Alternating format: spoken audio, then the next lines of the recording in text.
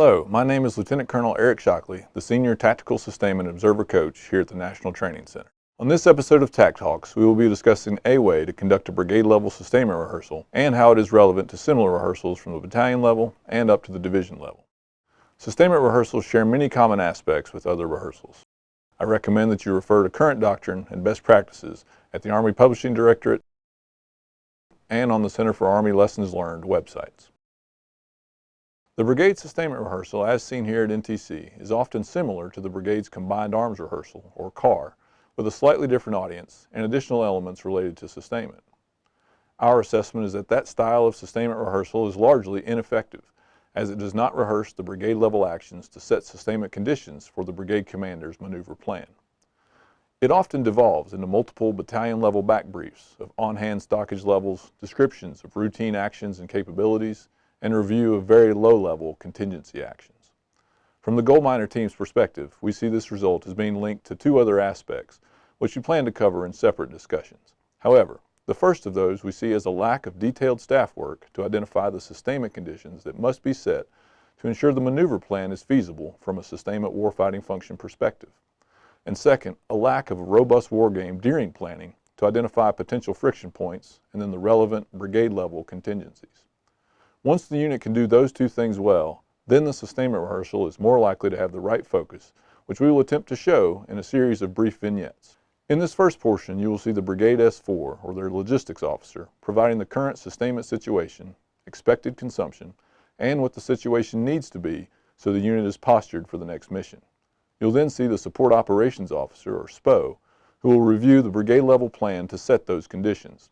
Units typically divide these roles among several speakers.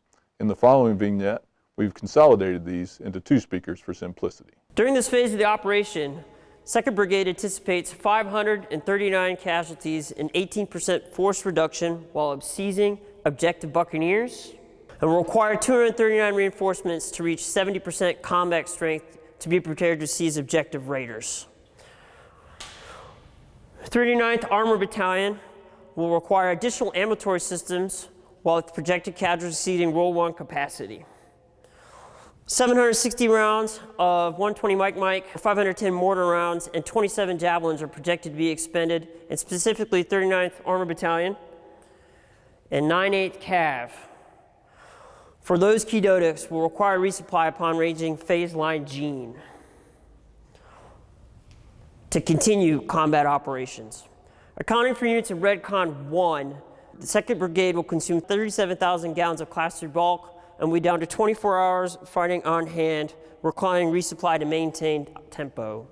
5 CCLs of Class 4 will also be required of anticipation of establishing a hasty defense upon seizing objective Raiders. Pending any questions, I will be followed by the Brigade SPO. During this phase of the operation, the DSA is located in the vicinity of Hill 45, and the BSA is located in the vicinity of Barons Pass.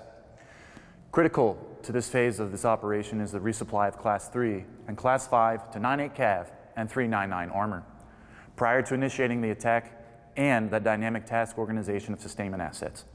The 97th DSSB will execute a throughput resupply of Class 3 and Class 5 to 399 and 98 Cav no later than H+24, bringing with them 40K of Class 3 bulk, 4 CCLs of 120mm main gun, 3 CCLs of 120mm mortar, and 40 Javelin missiles. Alpha 903rd will also take on 2 additional systems, 904 fuelers to Delta FSC, to enable prolonged endurance in the screen. Anticipating 539 casualties, Charlie 903rd will take on 2 M113 medevac platforms with crew to 399's Roll 1. All take-on personnel and equipment must be complete no later than H+24. Lastly, in anticipation for transition to the hasty defense, Alpha 903rd will transport 5 Class 4 CCLs no later than H+36 to the vicinity of Peak 673. Pending any questions, I'll be followed by Delta FSC. Viewers may see these vignettes as significantly different from what they have seen or done in the past. You must remember that you cannot waste time. Whether you are doing a consolidated in-person rehearsal or a distributed rehearsal over a communications platform, remember that you are a target. The enemy is continuously searching for large groupings and hunting communication signals.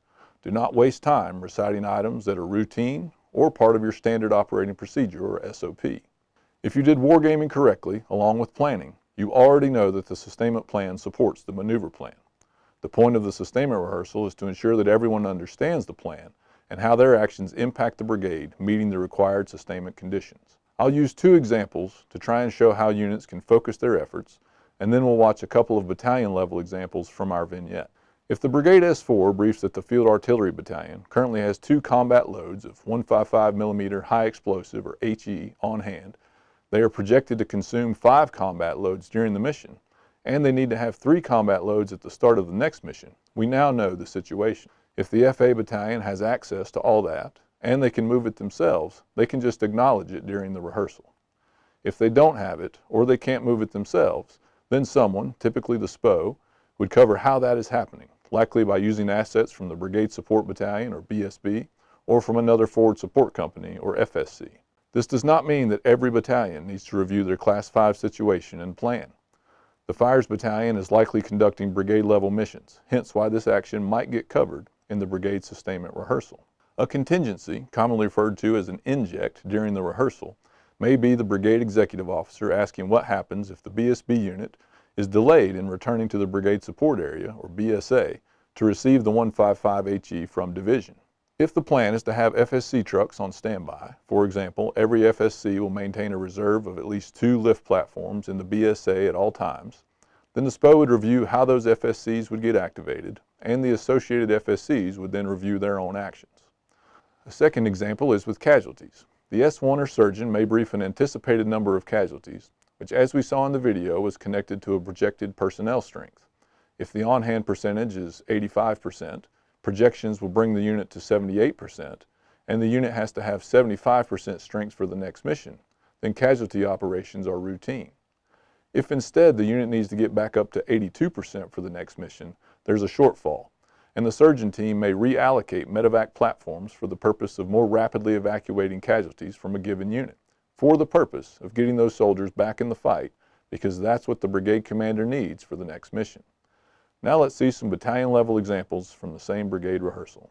98 Cav acknowledges take-on of 2 M978 fuel systems from Alpha 903rd BSB to enable prolonged endurance of the screen. We will receive Class 3 and Class 5 throughput from 97 DSSB on or about H+24. We will execute a Class 3 and Class 5 resupply as the squadron moves up to the screen line in the vicinity of Tampa 2, down to Tuck Rule. The seizure of objective Buccaneers by 399 Armor will trigger a log pack in vicinity of Hill Deer Park. Once the squadron consolidates after the F-pole with 399 Armor and 917 Infantry to set conditions for future operations once objective Raiders is successfully defended from enemy counterattacks. We anticipate resupplying the squadron with 7,500 gallons of Class 3 and 12 Javelins. Pending any questions, I'll be followed by Hotel FSC. 399AR acknowledges take-on of 2 additional M113s from Charlie Med in anticipation of large casualties on objective Buccaneers. Triggers for sustainment during this phase are the crossing of phase line Paul and the seizure of objective Buccaneers. Crossing phase line Paul triggers the roll 1 to establish AXP-1 in vicinity of Deer Park. Positioning 3 M113s forward to support the seizure of Buccaneers, 399 will utilize 917 Infantry roll 1 as overflow in the event the 399 roll 1 is overwhelmed. The seizure of Buccaneers triggers the execution of the log pack in vicinity of phase line Paul. We anticipate resupplying the battalion with 6,000 gallons of Class 3, Class 4, and Class 5, with the second resupply templated after the seizure of objective Raiders. The FSC will be resupplied via throughput from the DSSB at or around H+24 and Class 4 at H+36. Pending any questions, I'll be followed by India FSC. You should have noticed that they did not cover routine actions and capabilities. The location of a battalion's maintenance collection point may or may not be relevant to setting brigade-level conditions. If not, do not waste time with it in the rehearsal. You also do not need to necessarily review when logistics status reports are due, the ration issue cycle, or other ancillary items that aren't explicitly connected to setting brigade-level sustainment conditions. You should rehearse other actions that support sustainment conditions. For example, an infantry battalion securing a piece of terrain by a certain time so that the Roll 2 can move forward into that position so that casualty treatment can proceed on plan to get the brigade to the necessary personnel strength for the next mission.